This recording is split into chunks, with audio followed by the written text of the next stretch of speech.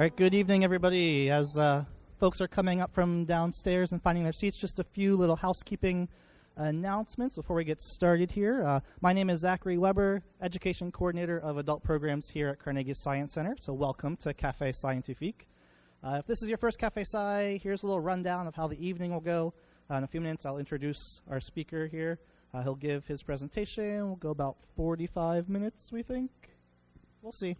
After he's done, we'll take a quick 10-minute break, give everybody a chance to stretch their legs, use the restrooms if you need to. Restrooms are most easily accessed through the doors on this side of the theater. Once the 10-minute break is done, we'll meet back here for the Q&A time. And I'll go over a little bit more about how the Q&A will run when we get to that time. Our speaker tonight is David Brumley. Dr. Brumley is an associate professor who focuses on software security with appointments in the Electrical and Computer Engineering Department and the Computer Science Department at Carnegie Mellon University. He is the faculty mentor for the CMU hacking team, which is ranked internationally as one of the top teams in the world. Brumley's honors include a 2010 NSF Career Award, a 2010 United States Presidential Early Career Award for Scientists and Engineers from President Obama, the highest award in the U.S. for early career scientists, and a 2013 Sloan Foundation Award. Brumley is also the 2015 winner of the Carnegie Science Award in the University Post-Secondary Educator category. Little plug for our Carnegie Science Awards there. Brumley attended the University of Northern Colorado for his bachelor's degree in mathematics, Stanford University for his master's degree in computer science, and most recently, CMU for his PhD in computer science. At Stanford, he worked as a computer security officer, solving thousands of computer security incidents in a 4-year span. So please help me welcome Dr. David Brumley.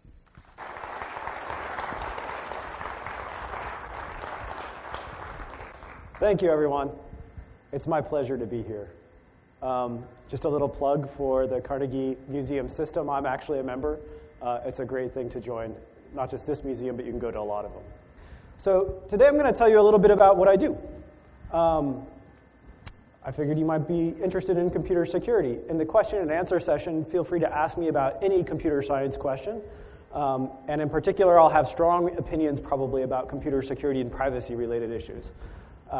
So with that, I'm going to start the presentation. So let me start off by saying I absolutely love computer security. I think this is probably the little boy in me, where I love pitching it as this, black hat versus white hat, this dark versus white, this good versus evil. And this is often how we pitch it in the media, that there's the good guys and the bad guys. And of course, we're all good guys. And in my world, the way that bad guys do damage is they go find bugs in programs that you run. So bugs in applications on your smartphone, bugs in programs you may download on your regular desktop, but they'll go find a bug, and they'll figure out a way to exploit it. Now, this word exploit is actually kind of interesting in computer security. It's both a noun and a verb. Exploit is a verb, it's an action, I can do it to someone. For example, I can exploit my grad students, and I do that every day. But it's also a noun. It's actually a thing. It's an input to a program, and it's that input to the program that's going to confer an advantage to an attacker. Now, most of us think when we read the news that it's only the bad guys that are looking for those exploitable bugs, trying to figure out how to get into the systems. But if you think about this critically, white is just as interested in finding those bugs before black. Because if white can find those critical flaws first and fix them, well then, the bad guys have no way to enter the system. So in the media, we portray this as an epic battle between two different missions. There's the offensive mission and there's the defensive mission. But when I look at this as a scientist, I see fundamental computer science problems. And I'm going to explain a little bit about the skill also to find these vulnerable bugs. How you use them is up to you. You can use them to break into systems. But I argue they're much more valuable for finding those flaws and fixing them before the attackers can break in. Now, unfortunately, I've told you that all you need to do is find one of these bugs to potentially break into a computer. We know that bugs are prevalent in software. We've all had applications crash. One thing you may not know is that the number of bugs that is known is somewhere on the order of 100,000 for all popular operating systems, whether it be Mac OS or Windows or Linux. Now, most of these bugs, from a security point of view, aren't very critical. They're not important. But some of them are quite deadly. The work that I do looks to try to figure out which of those flaws are most important from a security point of view. So I often position myself as Evil David. I go around and try to figure out what the bad guys are doing, how they can go and exploit the software bugs, because if I can prove that a particular bug could be used for evil, I know that's the important one to fix first. So I absolutely love doing this. And in fact, the way we go about doing this primarily in practice today is we train up highly skilled people. This is a picture of the CMU hacking team. You can see some of them have really cool shirts like 1337. That means leet in hacker. It means that they're really good at computer security. Kind of a funny little thing. And these guys are some of the best at what they do. And one of the things I love doing, and one of the things I talked about at the Carnegie Science Awards, was I love teaching hackers. I love teaching people how to break into systems. And I think probably I'm one of the few professors in the US who actually loves doing this. So I wanted to tell you a little bit about what this actually means and why I like it, and why I think it's important to study hacking from a scientist perspective. So first of all, I want to introduce you to a game that all our students play. It's called Capture the Flag. It's not the kind of Capture the Flag contest where people run around and try to grab flags. Instead, there's a computer running a variety of different programs. Here I have a computer running 4 different programs, and associated with each program is a flag. The goal is to break into these programs and steal the flag. If you can steal the flag, if you can exploit that computer and steal the flag, get it back, you score points. So I show here 3 different computers all trying to break into the same 4 vulnerable programs. Everyone's trying to steal those flags. Everyone's trying to gain points before everyone else. Now, in computer security, we set up these games to reflect computer security skills. So in order to exploit those programs, students will have to solve problems in cryptography. We'll give them a weak encryption, and they have to break it. They have to solve problems in what's called reverse engineering, where we give them a program that they've never seen before, and they have to figure out how it works. They, of course, have to be able to exploit those programs, not just understand where the flaw is, but really understand it so intimately that they can go and make use of it, as well as looking at everything from off-the-shelf software to web applications that you may use. So people ask me why I do this. Why do I take hacking, and why do I teach how to break into computers? And I think one side of it is that I really like this aspect that we can go find the vulnerabilities. The second aspect of these particular challenges that I love is that it really exercises creative problem solving. So people always talk about getting put in the mind of the adversary. What we look for is we look for those flaws that no one really thought about. And we often leverage them in complicated ways to bend the system to our will. And I absolutely love this because too often in life, computers really control us. We take out our phones, we don't necessarily know how they work. We download apps from people that we don't really know. Sometimes we're happy, sometimes we're not. We don't know what they're doing with our personal information. We certainly don't know if the software has security vulnerabilities. So the thing I love about hacking is we have to take a particular problem, we have to understand it so deep that we can come up with original solutions to problems. We can misuse that app in ways that no one ever expected. So I want to give you a couple examples.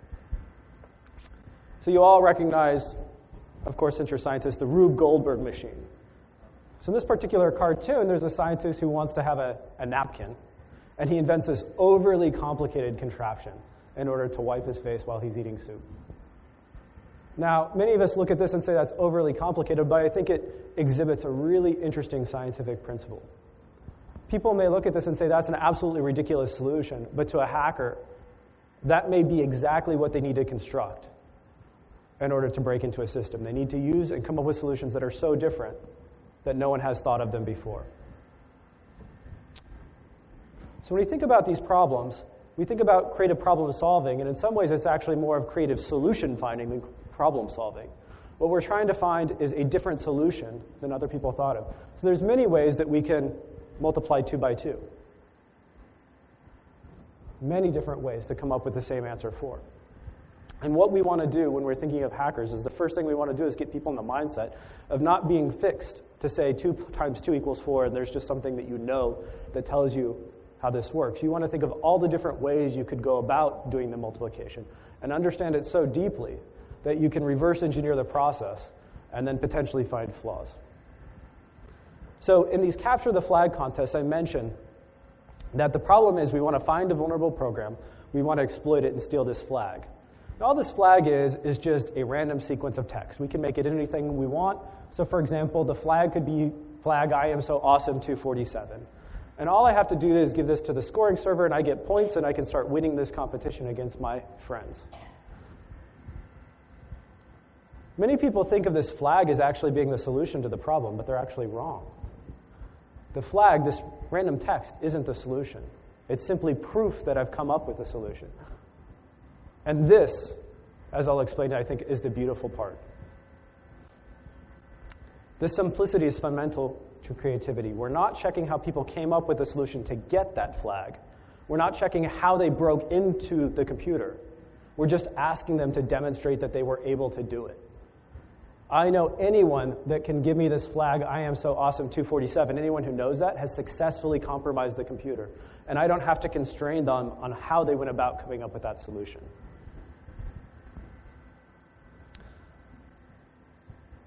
It's one of the things that we exercise quite a bit in our classes and how we try to think of for hacking. And I want to contrast this with the typical way that we go about saying you got to do creative problem solving. The typical way we say creative problem solving is we set up a problem, and then we ask people to come up with a solution and then write a report of how they went about solving that problem. And that's fine, but as soon as you start talking about reports, you start implicitly introducing constraints about how someone could go about coming up with a solution. Hacking contests don't do this. In my world, an ugly solution, if it's right, should still be worth points. We can't take our friend Rube Goldberg here and we can't say, well, that's a silly way to come up with something that wipes your face. It actually could be a very interesting way to wipe your face. So to give a little more depth, I want to use puzzle hunting as an analogy. If you walk outside the Carnegie Science Museum, you'll see a puzzle there on the very front porch. It's a maze, and there's an entrance and there's an exit. And the question I have is, how would you make your way through this puzzle? And if you stare at this for a minute, you may say, well, that's kind of hard, but what if I gave you some points along that puzzle? The second I tell you these are interesting points for solving this particular maze, this particular puzzle, I've started to reduce the set of solutions that you think about. You automatically focus on those points and how can I go about hitting those points. And indeed, there's a correct solution through those points, but it's not the only solution. Now, typically when we think of computer science education, we think of a solution. We think of some problem that we want to solve and how we should go about solving it. So we already have this path through the maze, and then we try to go back and reverse engineer the problem. So when I look at programming contests compared to hacking challenges, I often see people coming up with a solution to the maze. They already know how the answer what the answer should be and how they should go about computing it. And then they come up with some fancy framework around that to try to test the student. So you build these problems around the solution. And if you've ever been in education, you'll find yourself doing this quite often, either intentionally or unintentionally. You have some problem, you know that you're trying to test a particular mechanism, and so really you're building that mechanism into the problem. But I want to point out in this particular puzzle, there's a second answer that's just as valid as the first. What we want to teach people in hacking is to go find these second solutions. It's a perfectly valid path. There's no reason that it wouldn't work, and often that's where the beauty lies.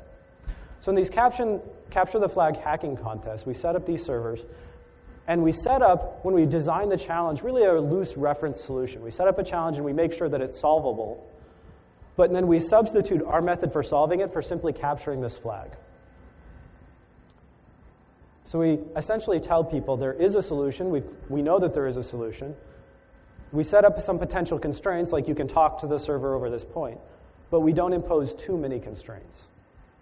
And our reference solution may take a particular path through those constraints, but it's perfectly valid for someone to go find alternate paths to come up with a solution. Because we don't dictate in how you go about solving the problem what the solution should look like. We just know that you have to have this random text. If you have it, you've proven to me that you could solve the problem. And these are all perfectly fine. So I want to give you some examples. I run a CMU hacking team. Our hacking team competes all over the world. We go to Russia, we go to Sweden, we go to Korea, we go to Las Vegas every year. This is a particular contest that we entered in 2012, where in this contest, someone gave us a challenge, and the right way to solve this challenge was to break into a PHP-powered web server. So there's a web server. PHP is the web application Yahoo uses to write their application logic. They said, break into this PHP-powered web server. They had introduced a flaw into the program. There was a reference solution that the program creators came up with, the hacking contest creators came up with, that relied upon a particular vulnerable technology called Xpath Injection. It doesn't really matter what it is, but they had a particular way of solving the problem. It turned out that a Dutch team found this very beautiful solution to this problem, where they essentially sidestepped the maze altogether, and they found a solution in PHP, the programming language, and were able to essentially compromise any program on the computer. So the problem designers said, here's a particular program, find a flaw in it, and they found a general instance of a problem for anything written in that programming language.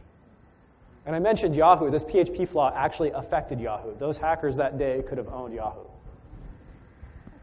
So you can have these really beautiful results when you don't constrain people to what the right solution is, and you can have these unexpected realizations. I want to give another example from cryptography. So at a high level, when we talk about cryptography from an academic standpoint, we usually talk about two parties, Alice and Bob, who want to communicate over a public channel. And the goal is to protect this communication, this message M, from an adversary, always called Eve. And so cryptography is a mathematical construct that gives us this kryptonium pipe, where the goal is that Eve can't determine anything about the message M. Now we have this message M, we have this encryption algorithm E, it takes a key, it produces a ciphertext, and there's lots of math that goes behind this, but the idea is that we want this public channel. Now, in cryptography, we actually are very careful about our definitions of secrecy. For example, one of the things that we want to do to prove security is make sure that we don't make assumptions about the distribution of the original message. So when I encrypt a message, it would be considered bad if the attacker could find even one bit of information. Now, often people think this is no big deal. What if you can just find one bit of information? Messages are really long. They're kilobytes long. What if you can just find one bit? And the point is that when we want to design a secure solution against these powerful adversaries that can imagine anything in the world, we have to be very rigorous in our definition of security. We have to be able to say things like, I have no idea how he could use that one bit, but I know that the fundamental goal is to make sure he doesn't learn anything. Now, if you want to exemplify this in an educational scenario, you can say one of the reasons it's important, for example, is that if you have Alice and Bob and Alice wants to send a message that I love or I hate you, well, determining whether someone loves or hates is potentially only one bit. So if Eve can determine that one bit, the game is over. So we have these security guarantees that should hold for all messages. Now, cryptographers up through about 1900 had this iterative method of building a crypto system, sending it out into the world, and then these really creative types would find attacks that no one ever expected and break the crypto system. One of the beautiful things that happened this last century is that we finally came up with a mathematical foundation for cryptography. And really, it's very simple to say what we did. What we did is we took cryptography and we reduced it to known mathematical hard problems, where if someone is going to break the crypto system, they're going to solve a mathematical problem that's been open for a very long time. So in some sense, we've set up cryptography to be a win-win scenario. If they break cryptography, we have a great new mathematical theorem that would probably, for example, make our computers much more efficient. Now, there's three very famous guys, Ron Rivest, Adi Shamir, and Lynn Alderman, who have, for example, come up with a mathematically secure crypto system called RSA. You may have heard of RSA because it's very popular in a lot of movies. If you've ever watched the movie Sneakers with Robert Redford, one of the things they're trying to do there is break RSA. The important point is there's a very strong mathematical proof. These guys have won the highest award in computer science called the Turing Award for their mathematical proof. They founded a very successful company based upon this mathematically secure algorithm. And we generally think RSA is secure. But to give you an idea of how weird it is for attackers, we formally define what it means to be mathematically secure, but attackers are then not going to go after the math. They're going to find that extra channel around the maze. And in particular, when I talked about how secure it is, I talked about only what I could write on a chalkboard, not the code that I would write. It turns out there's a fundamental flaw in RSA, now fixed, but it was a very important flaw when we discovered it, that I'm going to call a timing attack. And to give you an idea what this weirdness is that we discovered, by analogy, suppose my wife asked, do I look fat in this outfit? Now, the men in the room know that you have to have an answer off the tip of your tongue because any hesitation will reveal your answer. She asks you this, and you're just like, well, no, you look fine, honey. All bets are off. So the amount of time that I took to respond can reveal all information. It doesn't matter that my particular response was mathematically correct. What matters is how long I took to say it.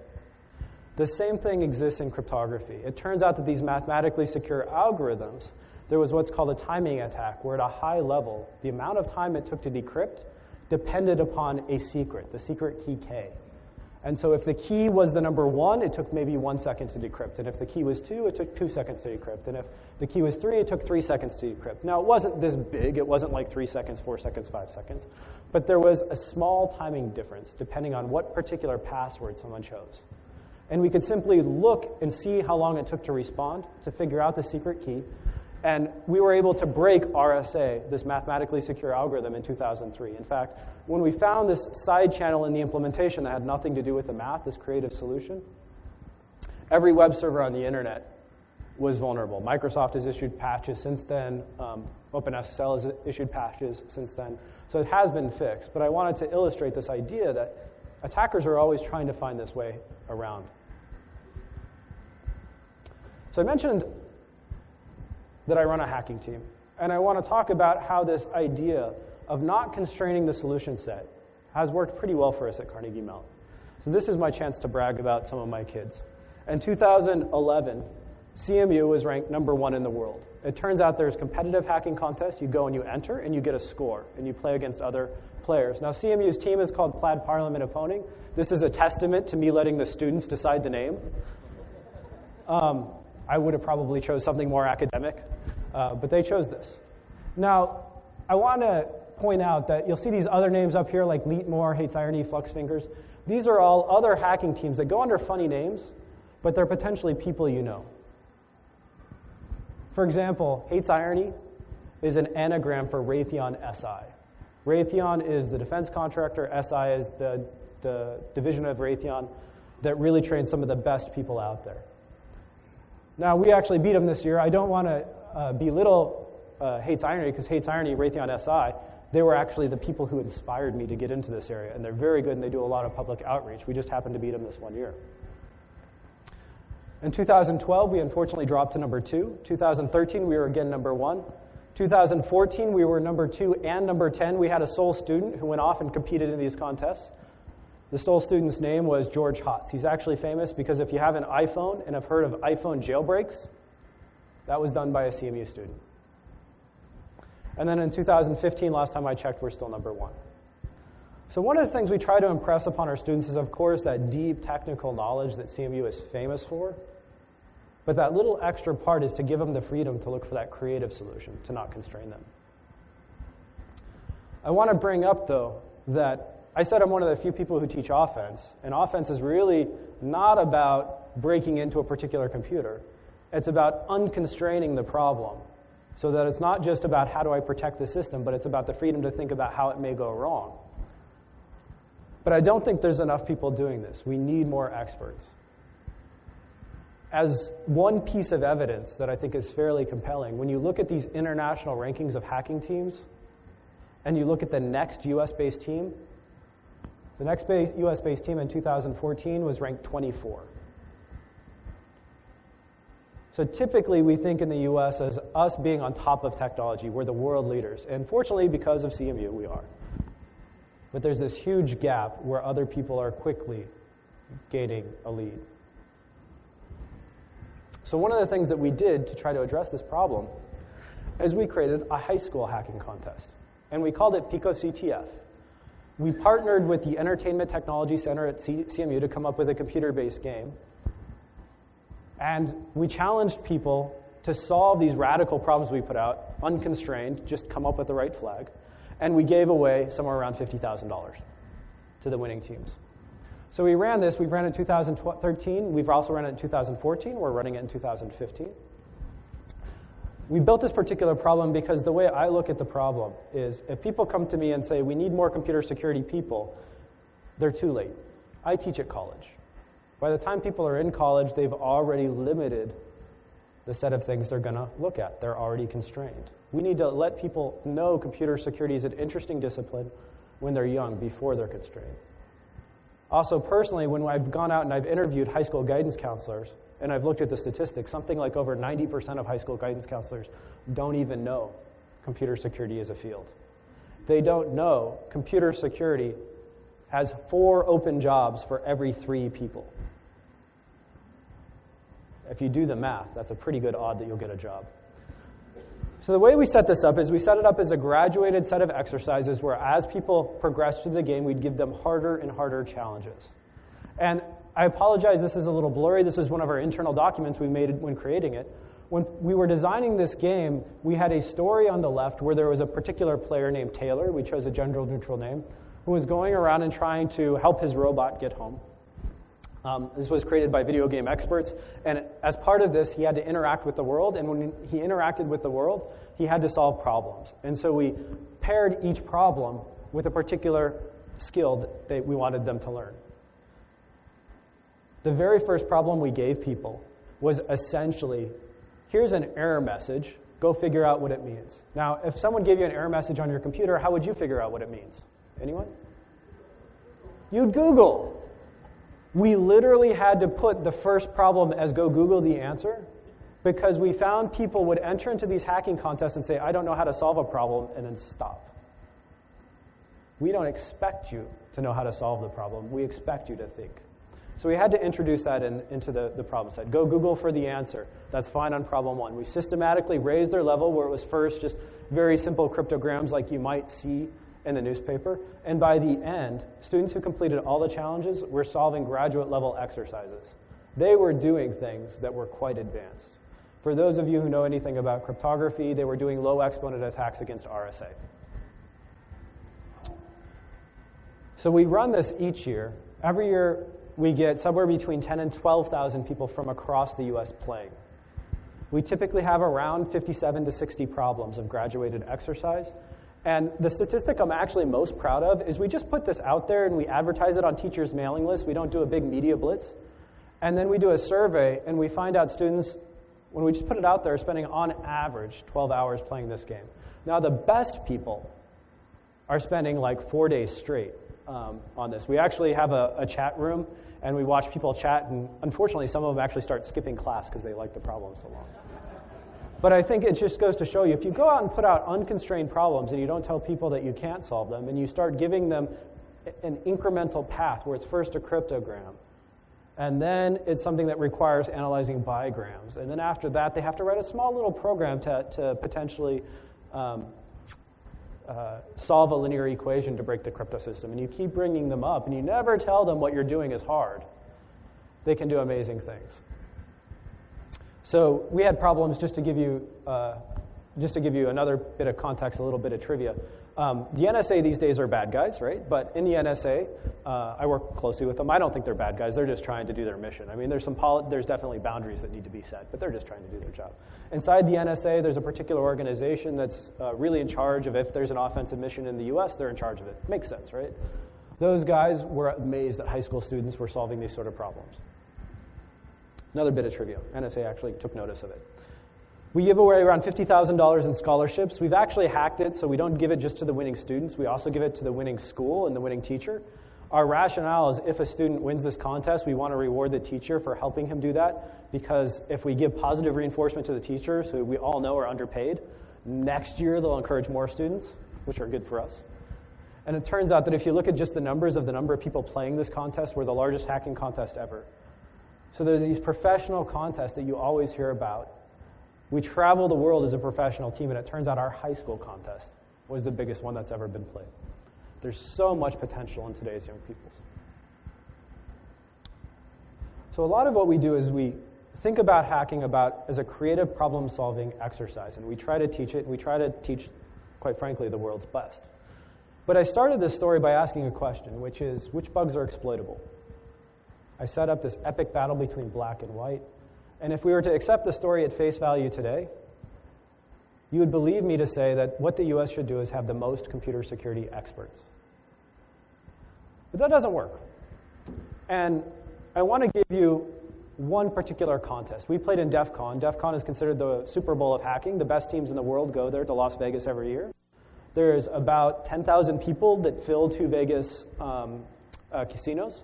There's about 10,000 people, so we play every year. And this is the 2012 scoreboard. And going into the final rounds, the x-axis here is time, we thought we were going to run. Sorry if this is a little hard to see. This is the actual scoreboard. No one ever said hackers had any aesthetic style. But unfortunately, we lost. And we lost in the last few hours. I went and I interviewed the winning team. They go by the name Samurai. Incredible people. I work with them professionally. Great, do great things. But I asked, what happened there in the last few hours? We thought we were going to win. And it turned out what happened is I brought 20 university students to DEF CON. And they brought 80. They outnumbered us 4-1.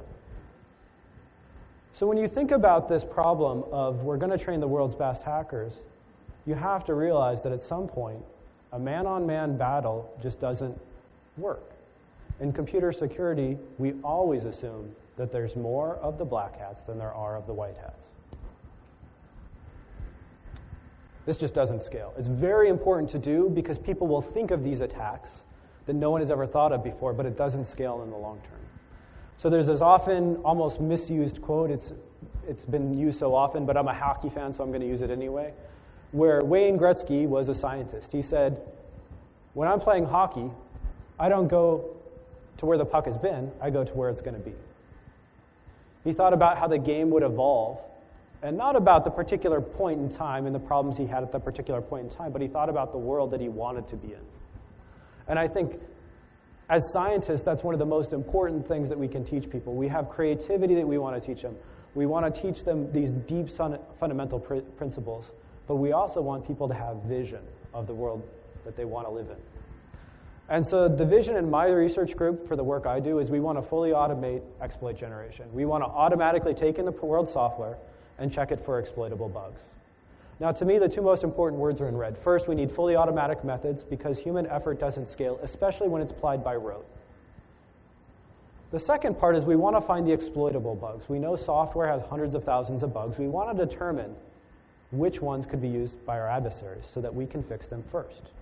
And if we're going to do it first, that means we have to have superior science.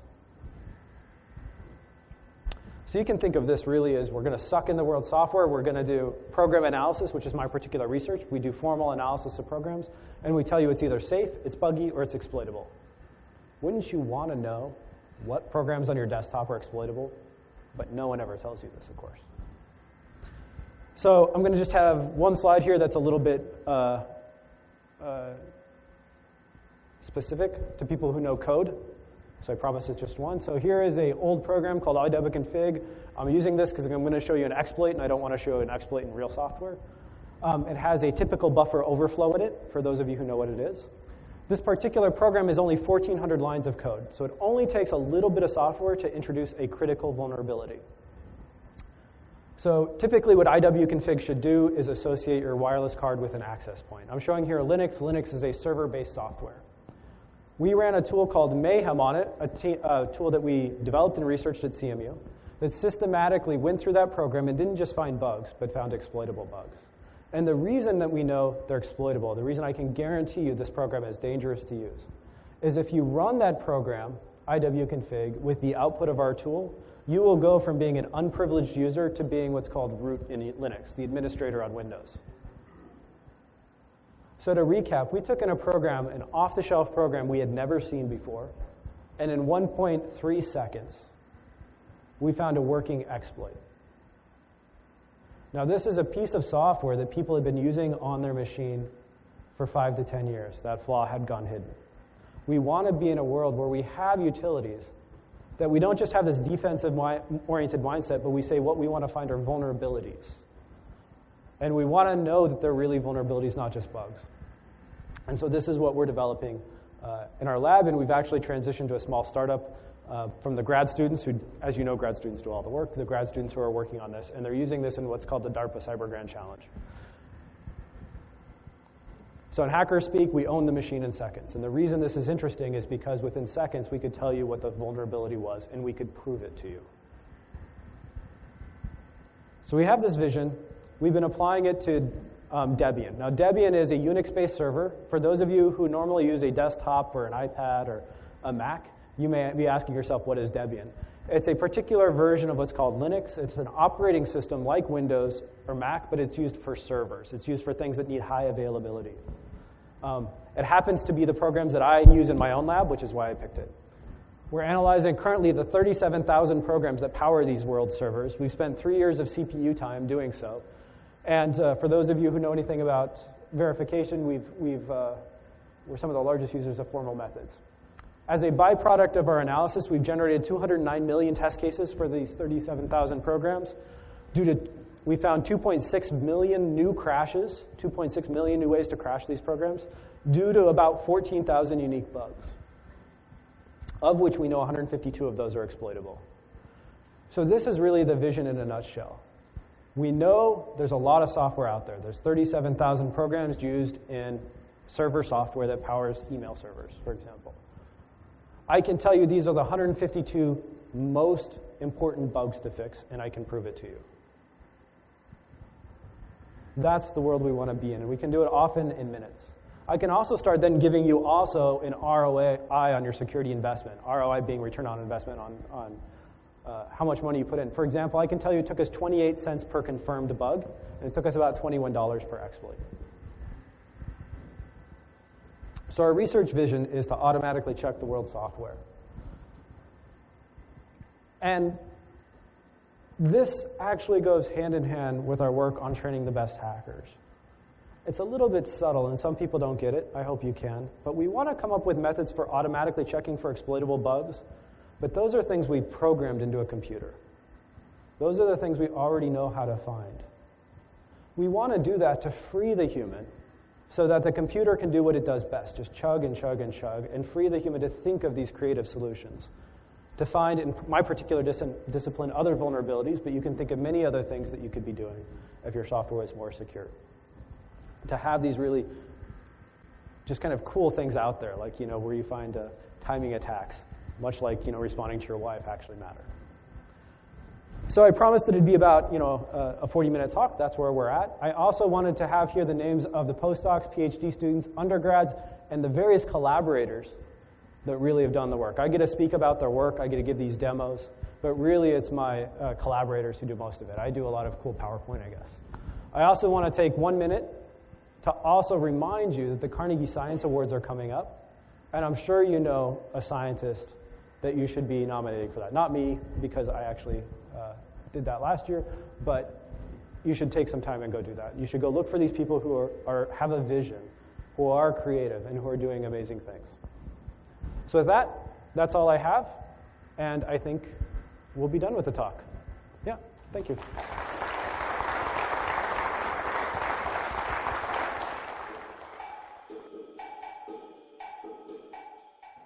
All right, Q&A time. So we have a microphone set up in the center of the science stage here, where Renata is wonderfully modeling our microphone there. If you have a question, we can form a line up there at the microphone, so you can ask your question and get a response. Please do speak nice and loud into the microphone so everybody can hear your question, so they know what the answer is referring to when they get the answer. Also, we want to make sure we get all the questions and answers in for the podcast as well, and that microphone will pick those up. If you are in a tight spot or can't get to the microphone, you can wave Renata down, and she'll do her best to get the microphone to you if you can't make it to the microphone. We do have quite a few folks here tonight, so we try to limit questions to one per person until everybody has had a chance to ask a question. Then we can go back for seconds if there is time. And with that, I'll turn it back over to Dr. Brumley, and it looks like we have a question already. Hello, interesting presentations. Beyond the buffer overflow, what are the top 5 exploits? Does anyone have statistics? Have they been published? Do you have any comments? Sure. So the question is, what are the top 5 types of vulnerabilities? So I showed you one particular one here. And answering the top 5 is going to depend upon the application domain, but I will give you some examples. So when you look at websites, one of the big ones that people worry about are injection attacks, where the website has a form where you can enter in some data, and that data could be misinterpreted as a command, either to a database server or potentially even run something on a shell.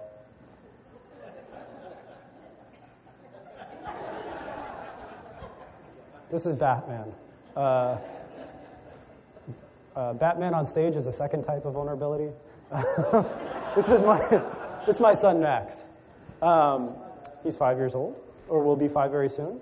Precocious. So injection attacks are a big one. There's actually quite a few people who invent their own crypto. It depends, what application domain. If you go and buy a home router, for example, you go and you buy a D-Link home router, every single router we've looked at has had some sort of backdoor or critical flaw in it that would allow you to run arbitrary programs either through the backdoor or through something that was so absurdly broken it appeared to be a backdoor. Like, there was a server running on a particular port that didn't require any password. So those are 2 of the big ones that we see out there. We see the XSS, we see SQL injection, we see backdoors being a big one. I mentioned cryptography, buffer overflows. When you look at how people go and exploit like a modern Chrome web browser, if that was to your question, so if you look at a modern web browser, those are much more complicated examples than anything I could show here. So for those of you who know, the Chrome web browser has multiple different sandboxes. And during the last pwn to own, for example, one of the vulnerabilities involved in arithmetic overflow. It turns out that computers have what we would call clock-based arithmetic. When you reach 11, it goes to 12 and then back to 1. The same thing happens on computers, essentially. And so when you go and you look at things like Chrome web browser, you're typically going to put together 3 or 4 different exploits. The last one, I think, was use after free plus a integer overflow. Does that answer your question? Yeah. Sorry, it's a little technical. It was hard to not be technical. Yes? What are the best antivirus, spyware, malware programs on the market, both for sale and freeware? What was the best antivirus? Anti-malware? Yeah. That's a good question. So I can tell you that all of them are very good, and all of them tend to be playing catch-up with the other. I'm taking a big breath here because I don't want to endorse any one particular product. But for example, I personally use Symantec on my Microsoft computer.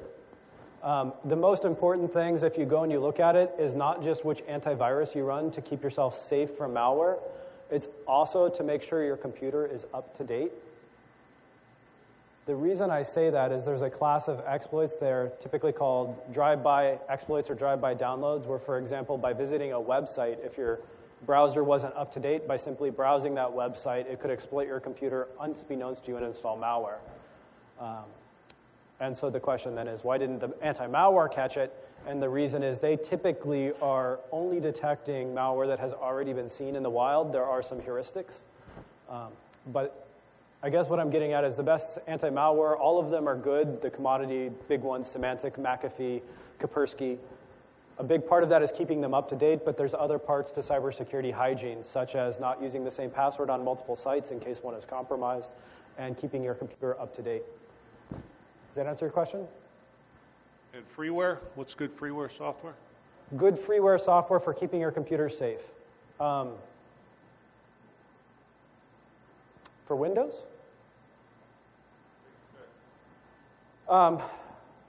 I don't actually know what a good free antivirus software would be. Most of them are commercial services where you have to pay for a subscription.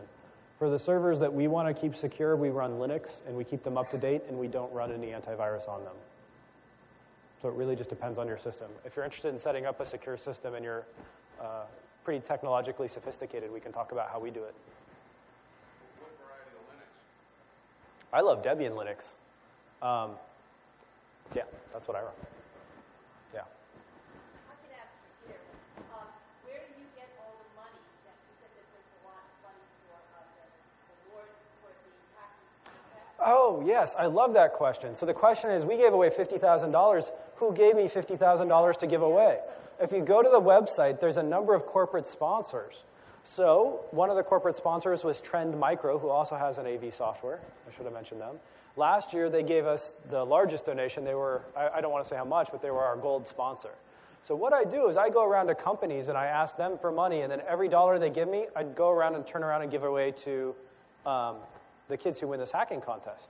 So if you happen to be in a position in your company that you can do some philanthropic gifts, we're happy to take those. Trend Micro, Symantec has given to us, Microsoft has given to us. It turns out I&I at CMU actually gave money to us. NSA has given money to us. Boeing has given money to us for the last couple of years, a number of different people. And if you go to the website, they're there. It really does range the spectrum from the technology, people like Trend Micro, to people like the NSA have given us money, to people like Boeing, and they're obviously interested in making better aircraft, as well as some defense work. The Mayhem program that you guys are developing is great because it's in the right hands. If that were to fall into the wrong hands, it'd be a very dangerous tool. Have you had to take any weird or extreme measures in securing the development or the storage of the program? Yeah, so the question is, if we're doing automated exploit generation, what happens when the bad guy gets them? So I'm going to give you a politically incorrect answer to this. I don't necessarily think that's a bad thing. And I don't think it because I want to have mayhem on the world, although we did call our tool mayhem. I think that when you look at automated exploit generation, we're doing science, and it's very hard to tell people not to do science. So even if today, someone put me in handcuffs and took me away, that's just going to drive and fuel a whole other generation. The second part of the answer is when the bad guys have this, when the good guys have it, if they both have it, they're going to be automatically checking large volumes of software. There's going to be temporary pain when the bad guys find vulnerabilities that the good guys don't. I acknowledge that, and that's a terrible thing to have happen. However, we do need to get to a point where software is automatically checked. Do I hope always it's the good guys using it? Yes. Do we give this away for free to anyone to download? No. But if someone went off and implemented it and started using these sort of techniques for evil, I think, first of all, we can't hold science behind, and history is just rife with their examples where you couldn't. But second, you want these fully automatic methods, and if the attackers start using them, that means good guys should be using them as well. Does that answer your question? Well, I was wondering if there was anything unusual outside of a normal software development lifecycle that you've had to do to secure the development. To secure our code? Yeah. So the first rule of security is you don't discuss exactly what your security measures are. I can tell you that we have done things like we've written it in OCaml, which is a functional programming language that typically only academics know. So we take that as an offense, but yeah. We don't take extraordinary safeguards. We actually think that for someone to replicate what we've done would be very difficult for them. We publish papers in this. We're entering the Cyber Grand Challenge where there's a $2 million cash prize in a year, and we're using techniques that we published papers on, and no one is coming close to us. So. You talked about the people with the black hats and the people with the white hats. What motivates these people? Is it fun to do this, or is certainly yes. Profit? Both sides. What motivates these people? What motivates the black hat? So I do want to break this down because that's a very sophisticated question. What motivates criminals is a universal thing. Usually it's profit, or they want to see the world burn, or they have some sort of ulterior motive in mind. So what motivates bad guys is generally they're bad. When you go look at what people call hackers, what motivates them to go find these flaws, there's generally a couple different categories. One of them are the political activist type people. And what they do is they go find a vulnerability, usually a fairly easy one, and they just scan a whole bunch of sites for it. So when you read about people like Anonymous, often what they're trying to do is make a statement, and all they're looking for are any vulnerability. They're not necessarily being specific. Now, this could change. Maybe they do, but there's this idea of hacktivists. And what motivates them is getting out a message, and often they don't care who they compromise. All they care about is getting the message. When you look at people like George Hotz, this person at CMU who did the first iPhone jailbreak, he wasn't motivated by the idea of being able to break in the computer. He was motivated by being able to understand every single bit of how that program worked and understand it at such a deep level that he could manipulate it any way he wanted. I think if I was going to be fully honest, I would also say part of what motivates hackers is when they feel locked down. One of the ethos, the common hacker ethos, is to set information free. And so when you talk about some of these hackers who are making things available, often what they're trying to do is saying, well, there's this program like an iPhone that's locked you into AT&T. Why can't you use it with any carrier you want? And so here's an exploit. I've understood it. I was very curious, and he spent a lot of time doing that. But a lot of it was about setting information free.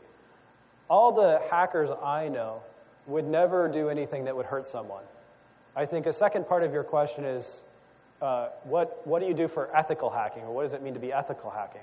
This is what it's getting at.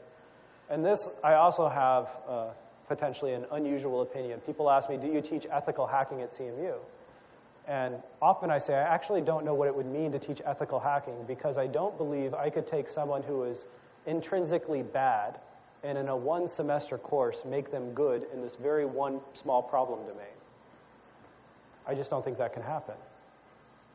Instead, what we do for ethical hacking is I tend to show people what the consequences of their actions would be, because often when we see someone who's bad, it's they simply don't understand the consequences of their actions.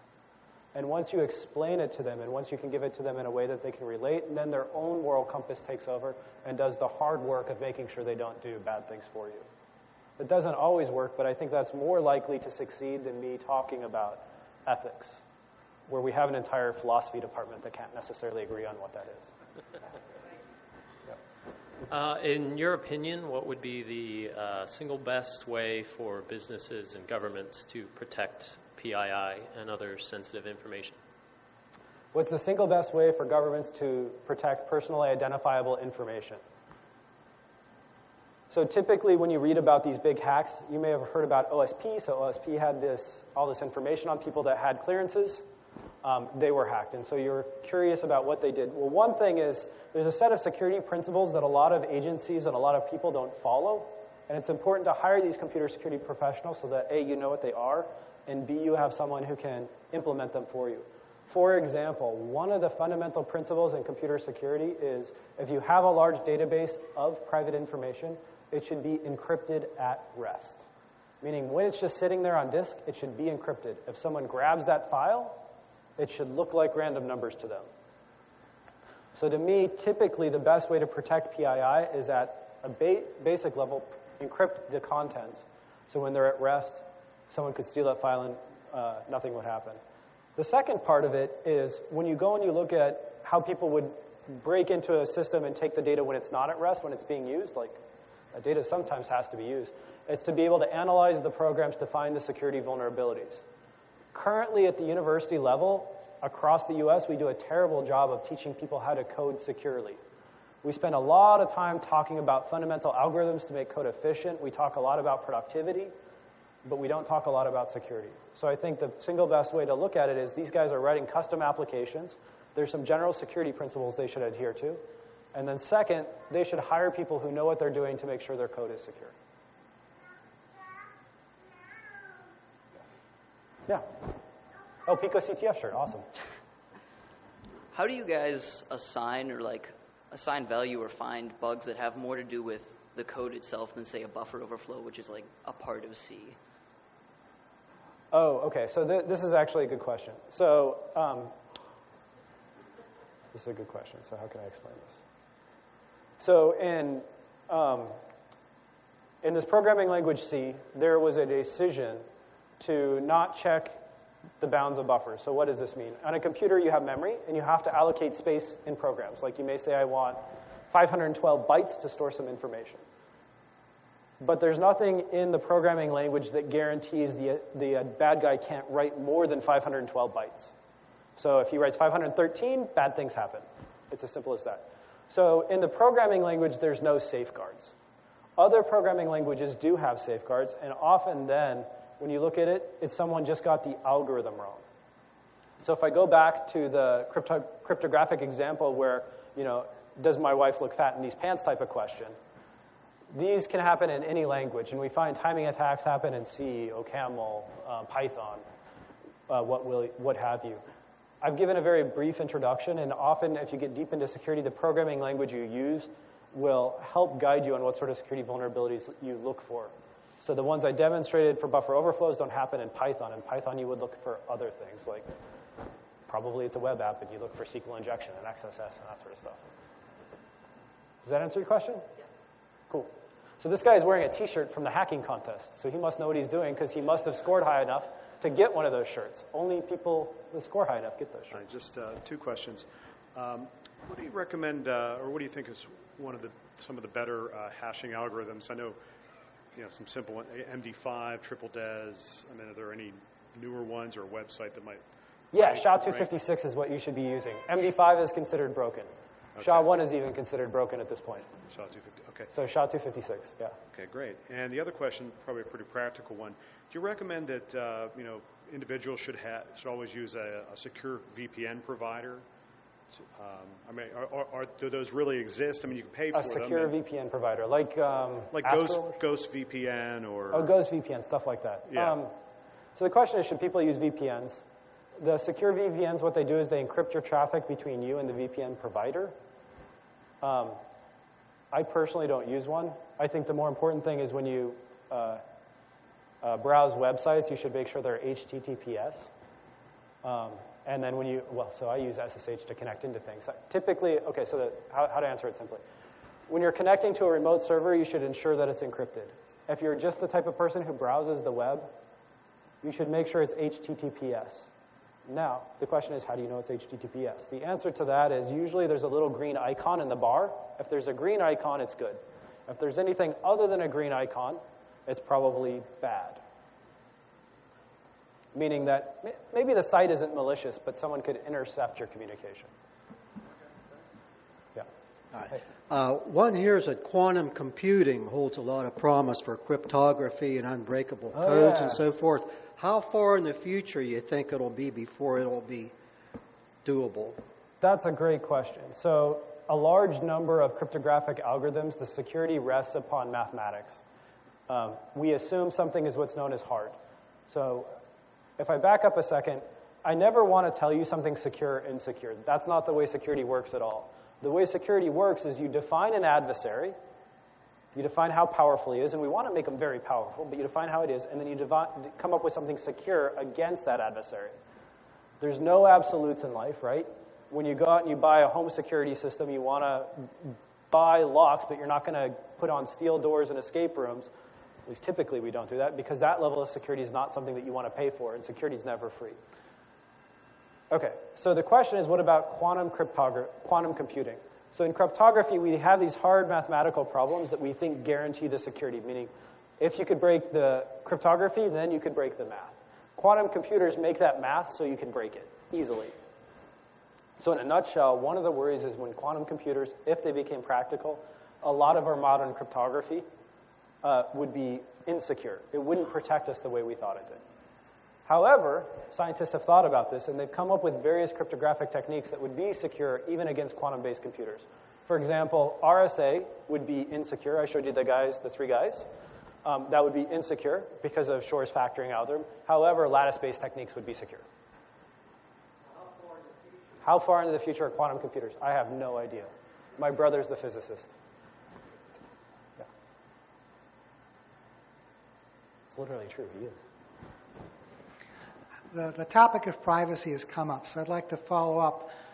Do you think that there's a need for legal protections, and if so, what do you think they should be? That's a good question. So if you look at CMU, I'm the director of what's called CyLab, so you can think of this as a department, and it's actually the Computer Security and Privacy Department.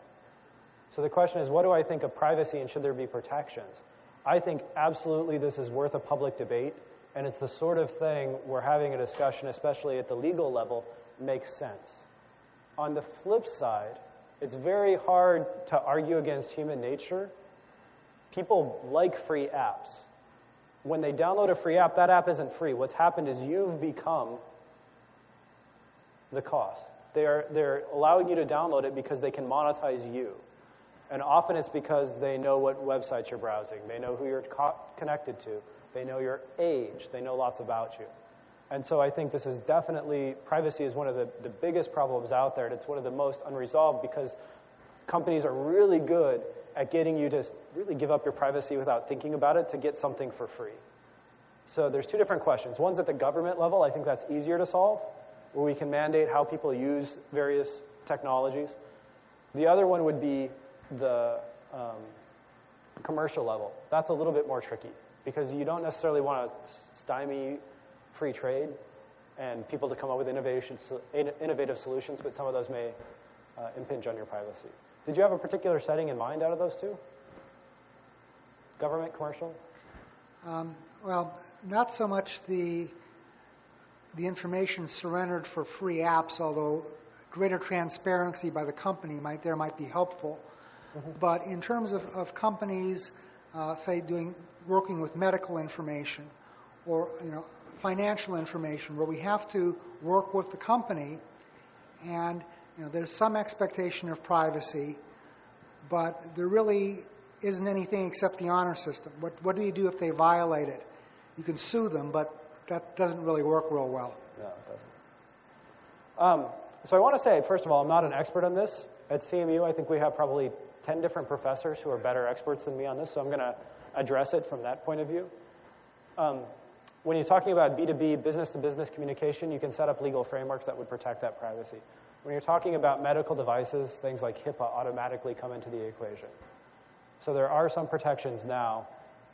Would lawsuits work? Probably not. Public embarrassment? Probably a little better. I do know computer security in medical equipment has recently led to the first recall, and my hope is we'll get to the point where something that's not respecting your privacy may end up in a similar circumstance.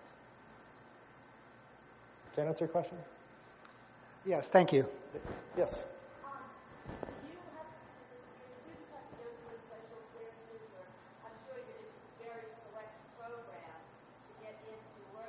Yeah. And have you ever seen anybody move off the dark side? That's a question that I'm prepared to answer. So no one in my hacking team has ever done anything that's against the law. I want to be very clear there. Is it possible that we have a student come through sometime who ends up being a bad guy? Unfortunately, that's life. Ted Kaczynski, of course, was a mathematics professor at Berkeley for many years. And so you just never know, right? He was actually a professor. He went through years of training.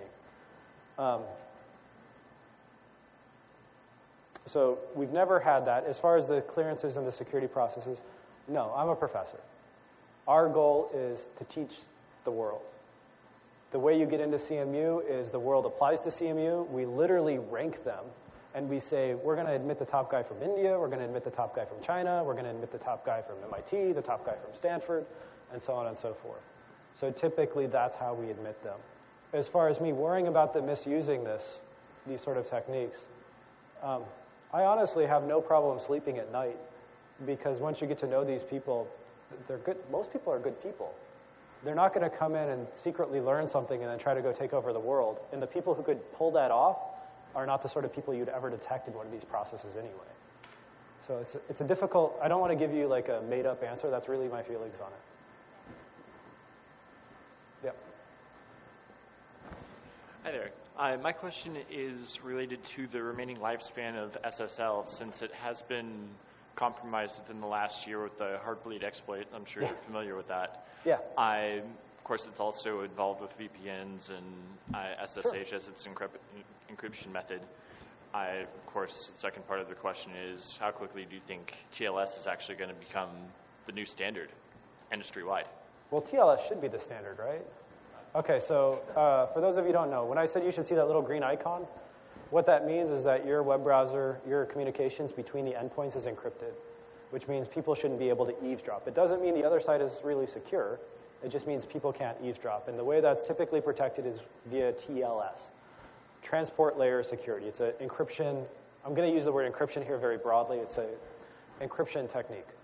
So the question is SSL, which was the predecessor to TLS, which is also supported for backwards compatibility. How long will we continue to do so when there's potential security vulnerabilities in that? And I can't give an answer to that. That's really driven by market forces. People build in backward compatibility, and we know it's insecure, and what are you going to do? People want it. Okay, so I read about the cars being controlled through their entertainment system. Yeah. And I read about the guy who can take over the plane from the box underneath his seat. Yep. And I hear you saying that we don't have enough security expert people. Yep. And so my question is like, should we really be sleeping at night? I mean, or should we really? Should we get in the car? Should we go on a plane? Okay. How do you get to these places? Do you fly? That's my question. I fly so much you would make your eyes spin, and I have no issues on that. So first of all, I don't want people to leave thinking that computer security is a scary issue. When you think about it, if we didn't have computer security, we wouldn't have SSL and TLS, we wouldn't have shopping on Amazon. Computer security, the ability to trust people over a network, has created entire markets that wouldn't exist. Billion-dollar markets, trillion-dollar markets. So the goal in computer security, although there's this doom and gloom when it goes wrong, is that you can create networks where people can trust each other. And when they start trusting each other, like I can trust Amazon to do what it's doing and no one's eavesdropping, and no one can get my credit card. And if someone does steal my credit card, I'm only limited for, what, $50, something like that. When you can create that, you create these economies. On your specific questions, the car hacking, this is the car companies being stupid, plain and simple. They connected the entertainment system to the CAN buses that controlled critical systems like brakes. That's just dumb. I'll not mince words there. The guy who said he could take over the airplane, I don't think he really took over the airplane. No one has confirmed he could do it, and if you go and you look at the network diagrams for the airplanes, what he said he could do is he could connect to what's called the NED. So inside an airplane, right, you have this big airplane, there's many antennas. As you can imagine, those antennas are expensive, and lots of different things need to use those antennas for various reasons. For example, in-flight entertainment needs to know your location so it can show on your little map where you are when you're traveling internationally. That's GPS. That's provided by an antenna, and that same antenna is probably providing GPS to the pilot. So these systems are, in some ways, connected.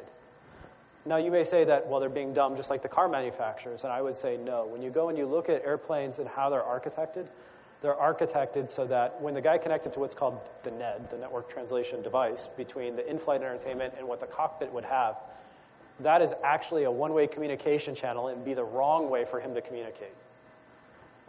So no one's ever replicated that. My personal belief is he didn't take it over, and they do have protections.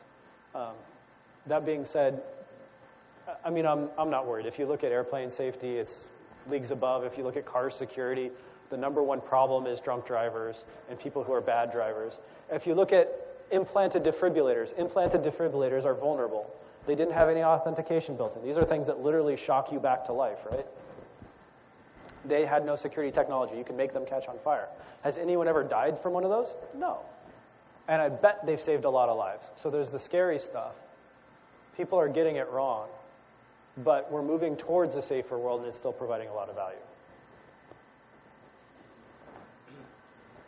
Apple says their latest iPhone equipment is automatically encrypted, and that there's no way they can, for example, give law enforcement access to it because only the user knows the code. So is that really the case? I mean, if you had, say, an iPhone that was locked and turned off, you guys couldn't get the information out of it somehow? So first of all, I don't know anyone who's completely disassembled and reverse engineered Apples to verify their claims. So a lot of their claims are taken at face value. I personally believe that Apple has no reason to get that information, and they have a lot to lose because they sell internationally.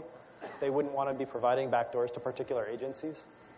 I personally don't worry about that. If you were being investigated by the FBI, they would probably they would use other methods to capture your traffic. Yep.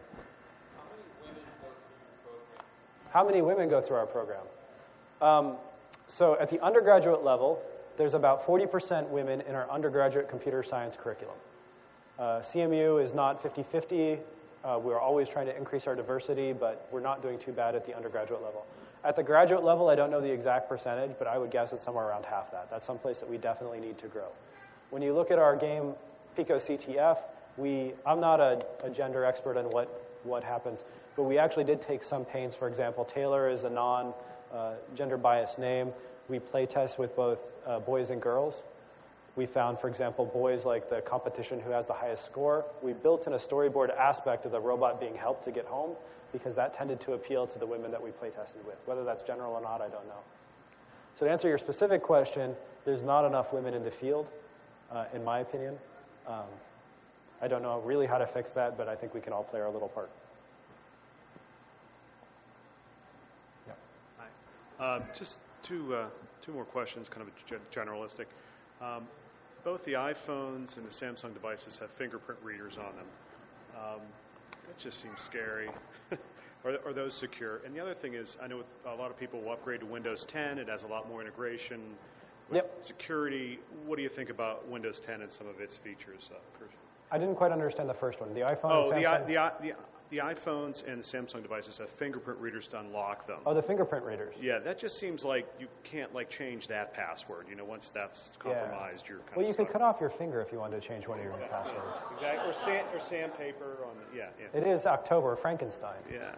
I mean, I don't use it because it just seems too invasive. Yeah. So the question is about the fingerprint reader. So the question is, what if someone steals your fingerprint? Well, what if someone could duplicate your fingerprint? Is that right? Well, the device would have it encrypted. Right. It's not so much, but do they have the encrypted signature based on your fingerprint now? That's right. So the way it works is in biometrics, there's two phases. There's an enrollment phase where they take a measurement, whether it be iris or fingerprint. So you'll notice they ask you to put your finger down and they do a lot of measurements. Then during verification, you put your fingerprint down and they check to see if it's similar, cryptographic or mathematically similar to what was originally registered. I think there's many questions in what you're asking. What happens if you want to change your password is one of them? Is it secure? I'm sorry. Would you use? Is it an insecure method? I mean, is it an insecure method? Should we use it at all? The biometric authentication that they're using is a commodity biometric authentication meant to protect a consumer device. I think it's stronger than most pins would be because people are very poor at choosing pins. They're very poor at choosing passwords. And so it's better than what people would naturally gravitate towards while being better, easier to use. I don't think that it's more secure than someone who came up with good passwords, for example. Okay. And the other question was just, I think a lot of people will be upgrading to Windows 10 yes, here, Windows 10. And it has some additional security features built in that seem to want to. I don't know them all, but should you turn them on or the various. Yes. So Windows 10 does offer several security advantages. So one of the things that when you look at Microsoft, one of the most popular operating systems, the most popular operating system. So they're the highest value target. That means that if I'm an attacker and I want to get paid to work, whether I be the US NSA trying to penetrate a remote target in China, or whether I'm in China, same guy, same role, not same guy, trying to penetrate the US, you're going to go after Windows first because everyone runs Windows. Windows 10 is more secure. If you go and you look at the technology that's included in it, it's better, especially if you're going back to Windows XP, obviously it's better. They have better randomization. They have better safeguards against things like buffer overflows that may exploit the program.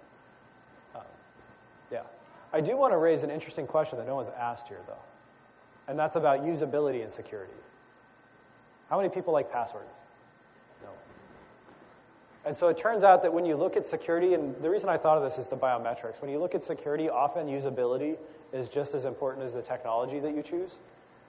For example, inside Google Chrome, a web browser, if you go to an unsafe site, it will raise a little dialog. And it used to say, the site certificate is untrusted. Do you want to proceed?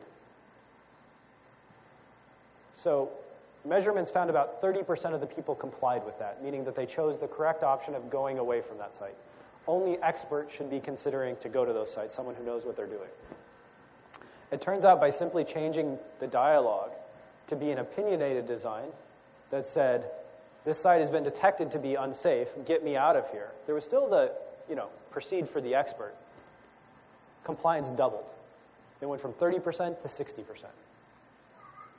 So twice as many people were behaving secure by changing the way the dialogue read.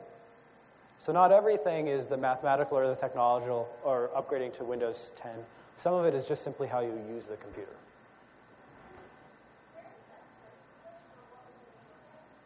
The usability study that I'm talking about was published in, I believe it was Kai. It was Franzi Rosner out of UW that works in this area. At CMU, we have people like Lori Craner.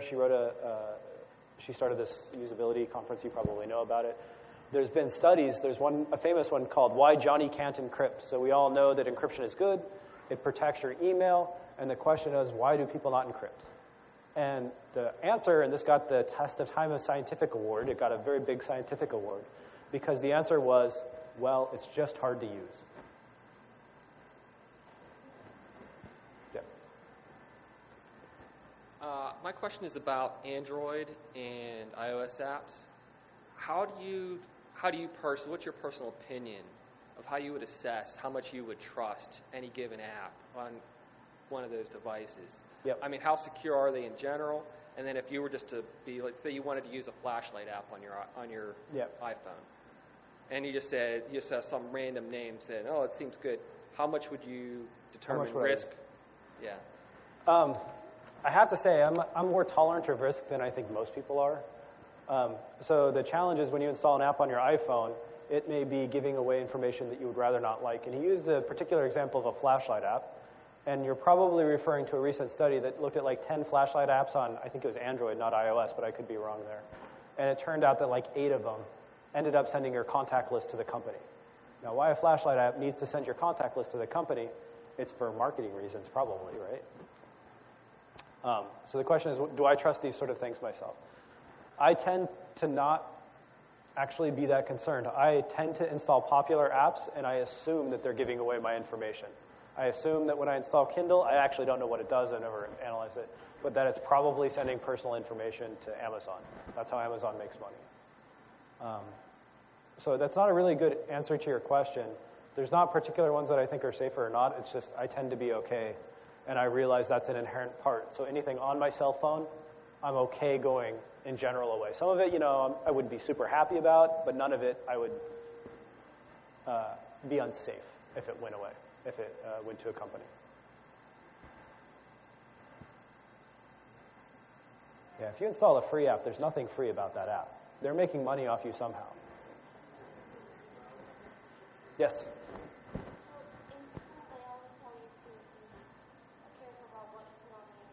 Yeah.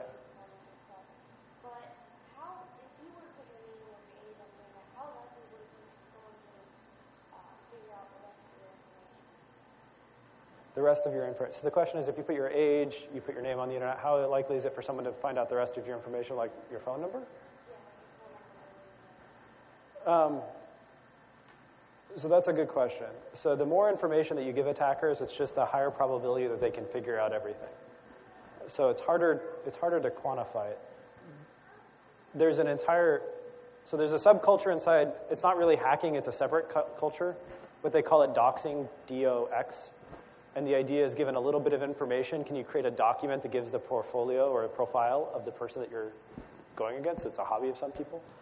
And it turns out that there's so many rich resources out there that if you put your birth date out there, for example, often birth records are public record, and often they're indexed for free. So if you pay some money to someone, you can just search all the birth records across the U.S. So given that birthday, you can come up with names. Given names, you can come up with birthdays. Often given a location of a birth and a birthday, you can get their social security number within, 1,000 tries or something like that. Once you get their social security number, then you can start getting a lot more information, right? You can set up fake credit cards. You can do all sorts of stuff. So I think the general advice is to put less information online, especially personal information, if you're worried about that threat. And in general, schools advise this because when you're a minor, it's just smart to do. Thanks.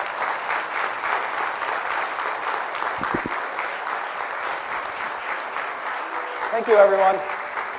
Drive safe.